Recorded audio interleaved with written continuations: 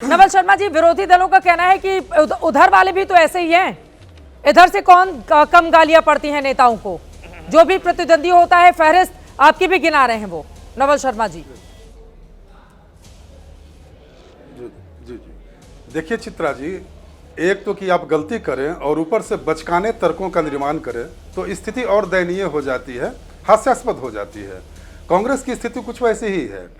देश के वर्तमान प्रधानमंत्री के लिए कब्र खोदने की भाषा का इस्तेमाल, सोचिए जरा, यही है संविधान को बचाने का कांग्रेस पार्टी का मॉडल कि देश के प्रधानमंत्री को देखने का इनका ये नजरिया है। देखिए समस्या कहाँ छिपी है। बार बार की हार, हताशा और कुंठा की भाषा है ये, इसीलिए इनकी भाषा जहरीली हो गई है। जिस तरह से राहुल गांधी जी संवैधानिक संस्थाओं को ललकारते हैं, चुनाव आयोग को ललकारते हैं, नाम ले लेकर चुनाव आयुक्त को ललकारते हैं, सोचिए जरा इनकी भाषा का स्तर कहाँ चला गया। और इसके मूल में जो साइकोलॉजी है, जो मनोविज्ञान है चित्रा जी, उसको समझने की आवश्यकता है। देखिए अभी तक का इतिहास यह बता रहा है कि नरेंद्र मोदी जी को हराने का कोई उपाय इनके भेजा में आ नहीं रहा है। अब ये लोग हताश हो चुके हैं, तो हारे को हरिनाम, बार बार अपने हार के लिए मोदी जी पर दोषारोपण।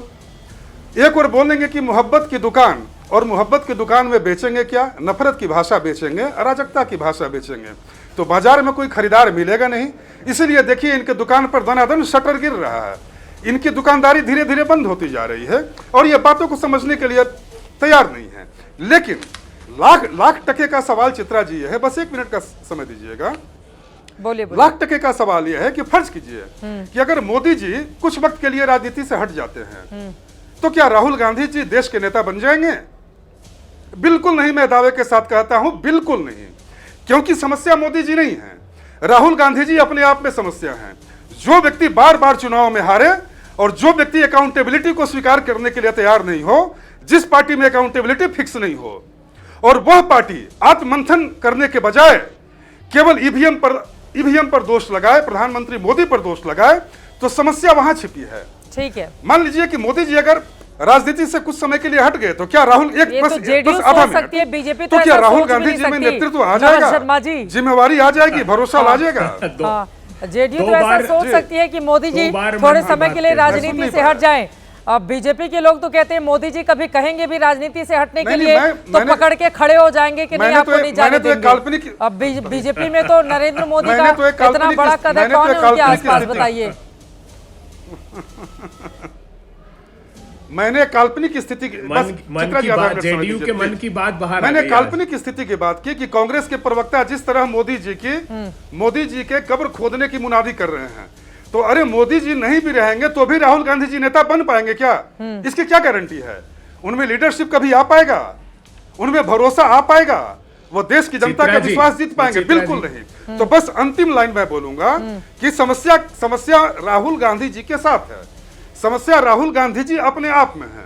कांग्रेस की निरंतर हार के पीछे का एकमात्र कारण यदि कोई है तो राहुल गांधी है। ठीक है, समस्या कहीं और छिपी है और यह खोज कहीं और रहे हैं। तौसीफ अहमद खान जी जबकि हकीकत ये है कि आज नरेंद्र मोदी जी की नीतियों के वो क्या गलत कर रहे हैं? 2014 में केंद्र में प्रधानमंत्री जी आए, उसके पहले तो वो गुजरात की सियासत किया करते थे अभय दुबे जी। आप बार बार अभय दुबे को बुलवा रही हैं। अब एक बार उन्हीं के ऊपर आरोप लगाएं के शर्मा जी, तौसीफ अहमद खान के भी पास जाना है, उन्हीं की पार्टी का मामला है, वहीं से गाली निकली है तो उनसे जवाब लेना पड़ेगा। हाँ नहीं, ये तो सरासर झूठ बोल रहे हैं, इसलिए जवाब देना जरूरी है। बार चेहरे पर चमक आई जब उन्होंने कहा कि प्रधानमंत्री कुछ समय के लिए प्रधानमंत्री नहीं रहे, प्रधानमंत्री अगर हट जाए। 3 बार उनके चेहरे पर बहुत बड़ी चमक दिखी है, लेकिन राहुल गांधी आपने ऐसा कहा, मैं कह रहा हूँ, देखिए इन लोगों ने मिलकर कब्र खोदने की भाषा की बात कर रहे हैं, मैंने बोला कि कुछ समय के लिए अगर वो और सत्ता हत्या ली, 65 लाख राहुल गांधी बनेंगे नेता की नहीं बनेंगे, सवाल ये। और ये सारी कामना इनकी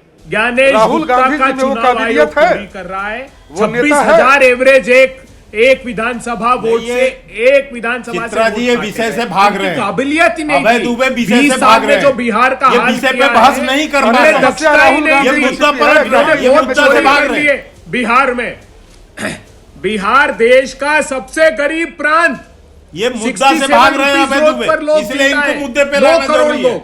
मैं नहीं कह रहा हूं, इनकी कास्ट सेंसस का डेटा है, मैं यही कह रहा हूं, ये इसी तरह की हिंदुस्तान बेवजह की बातें करेंगे यहाँ पर भी। भर्ती और प्रवेश परीक्षा के घोटाले बिहार में सड़कों पर थे नौजवान, आप लोगों की गरिमा को बढ़ाएगा। जल्दी से मैं तौसीफ अहमद खान जी के पास जाऊंगी कि एक साथ सबका जवाब आप दे दीजिएगा। तौसीफ अहमद खान जी, अब चुनाव में हारे तो गालियों के सहारे, बीजेपी तो ये आरोप लगा रही है। तौसीफ खान साहब,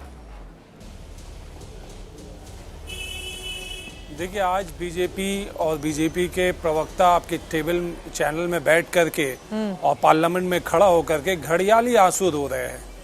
इनका सच्चाई यह है कि गाली देना, अभद्रता करना, ये तो इनके रग रग में, खून में भरा हुआ है।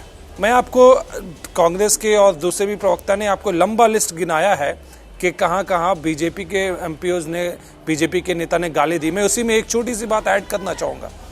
जब दानिश अली को सदन के अंदर रमेश भिदोरी, जो कि खुद सदन के मेंबर हैं, उन्होंने जब गाली दिया, उस वक्त हर्ष वर्धन और रविशंकर दोनों ने हंस रहे थे। वो गाली दे रहे थे रमेश भिदोरी और ये दोनों हंस रहे थे। इससे ज्यादा घटियापन तो कहीं और नहीं देखा जा सकता। ये भले ही सामने आकर के टीवी में बोल देंगे नहीं हम निंदा करते हैं, रमेश भिदोरी के खिलाफ हमने शोकॉज नोटिस इशू कर दिया और उस नोटिस का कुछ हुआ नहीं, और इसीलिए मैं कहता हूँ कि ये घड़ियाली आंसू क्यों नहीं कुछ हुआ। ये इसी अभद्रता को और इसी गाली गलौज के लैंग्वेज, बड़े नेता थे लेकिन उन्होंने अभद्रता की बीजेपी ने दोबारा टिकट नहीं दिया। ये सच है कि नहीं है? और घड़ियाली आंसू क्या, देश के प्रधानमंत्री को अगर कोई कहेगा कब्र खोदेगी तो बीजेपी वाले उस पर ऑब्जेक्शन भी नहीं जताए। ये कोई भाषा होती है? सड़क छाप भाषा, और सड़क छाप भाषा भी नहीं कहेंगे। ये तो गिरी हुई मानसिकता है। आदमी की सोच कितनी गिर सकती है ये तो वो बताता है ना तौसीफ खान जी। क्यों नहीं बीजेपी करेगी विरोध अगर उनके नेता को लेकर इस तरह की भाषा का इस्तेमाल किया जाएगा? पहली बात देखिए, केवल देश के प्रधानमंत्री नहीं, कोई भी व्यक्ति हो, कोई भी सांसद हो, मेंबर ऑफ पार्लियामेंट हो, किसी के खिलाफ इस तरह के बात के कब्र खुदेगी नहीं कहना चाहिए। हम चाहते हैं कि हमारे माननीय प्रधानमंत्री जिए, लंबी उम्र जिए और हार को देखें। वो उन्हें हार का मजा चखना जरूरी है, हम वो चाहेंगे, लेकिन उनकी personal safety, personal life, health की सीखेंगे ना। अब देश की जनता उनको जिता रही है, आप कह रहे हैं कि हार का मजा चखें, लंबा जिए। लेकिन ये जो कल्चर है, ये कल्चर तो उन्होंने सेट किया ना। क्या नरेंद्र मोदी जी ने रमेश भिदोरी को कहा कि तुम अभी के अभी अपॉलॉजी इशू करो, पार्लियामेंट में, सदन में रहते? उन्होंने नहीं कहा। अगर वो कर देते तो शायद ये दिन आज नहीं देखना पड़ता। आज रास्ते में चलते फिरते कोई नेता कहीं दूर रैली में उनके खिलाफ ऐसी अभद्रता वाली बात करता है। एक वो कहते कि भाई उनकी पीड़ा है, वोट चोरी हो रहा है इसलिए वो ऐसी बात कर रहे हैं। मैं इसकी निंदा करता हूँ। वोट चोरी हो रहा है, बिल्कुल अपना संघर्ष जारी रखिए। प्रधानमंत्री को उसका जवाब देना वोट चोरी है? दीदी 2011 से जीत रही हैं लगातार बंगाल में, आप टीएमसी के समर्थक है, कौन सी वोट चोरी है? लोकसभा में भी भारतीय जनता पार्टी 12 पर आ गई और दीदी देखिए कैसे बड़ी छलांग लगाकर आगे बढ़ गई। ये इसको वोट चोरी कहा जाएगा तौसीफ खान जी? वोट चोरी का नहीं, वोट चोरी का नारा स्पेसिफिकली एसआईआर से स्टार्ट हुआ, ये आप भी जानती है, और बिहार में ये एसआईआर स्टार्ट हुआ है। और ये सारे जो कांग्रेस के जो लीडर हैं, जो लोकल लीडर हैं, वो जो वर्कर हैं, जिन्होंने ये बातें कही है, ये उन्होंने भी यही कह के डिफेंड किया है कि भाई हम वोट चोरी हो रहा है और हम अपनी पीड़ा कैसे प्रधानमंत्री तक पहुंचाएं। तो प्रधानमंत्री को चाहिए कि वो इस बात को अब्यूज के शर्मा जी, आप इस पर जवाब दे दीजिए, वक्त हमारे पास कम है। ठीक है, आपने कई आरोप लगा दिए हैं, उस पर मैं जवाब दे लेती हूं। नहीं पड़ता। के शर्मा जी, चित्रा जी, मैं 2-3 छोटी 12 लाख लोग थे रैली में। तौसीफ खान टीएमसी की बात कर रहे हैं, इनको अपने नेता कल्याण बनर्जी के हरकतों को याद करना चाहिए। कल्याण बनर्जी संसद के बाहर जिस ढंग से उपराष्ट्रपति का अपमान कर रहे थे, वो कितनी शर्मनाक घटना थी। तौसीफ खान को याद है ये घटना, किस ढंग से कल्याण बनर्जी वहां पर उपराष्ट्रपति का अपमान कर रहे थे। अभी सपा के प्रवक्ता यहां गा रहे थे दुनिया भर का, आजम खान ने भरी लोकसभा में किस तरह से स्पीकर का अपमान किया था। क्या बात करते और उस पे भी ये कहा कि मैं माफी नहीं मांगूंगा, और अखिलेश यादव उसका समर्थन कर रहे थे, बचाव कर रहे थे। और अभी अभय दुबे यहाँ ज्ञान बता रहे हैं, राम जी की बात कर रहे हैं। अरे भगवान राम का तो सबसे बड़ा अपमान उस दिन आपने किया जिस दिन आपने हलफनामा दिया, और वो भी कोर्ट में, कि भगवान राम का कोई अस्तित्व ही नहीं है इस देश में।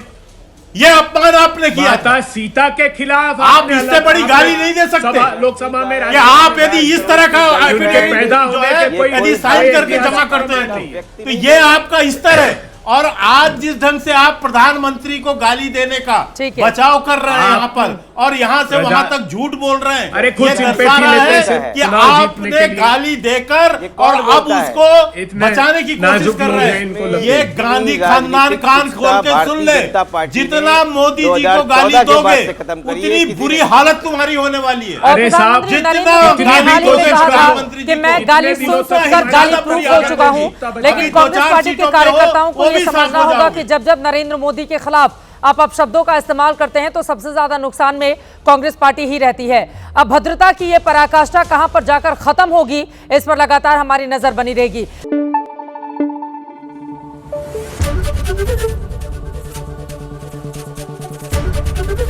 एबीपी न्यूज आपको रखे आगे।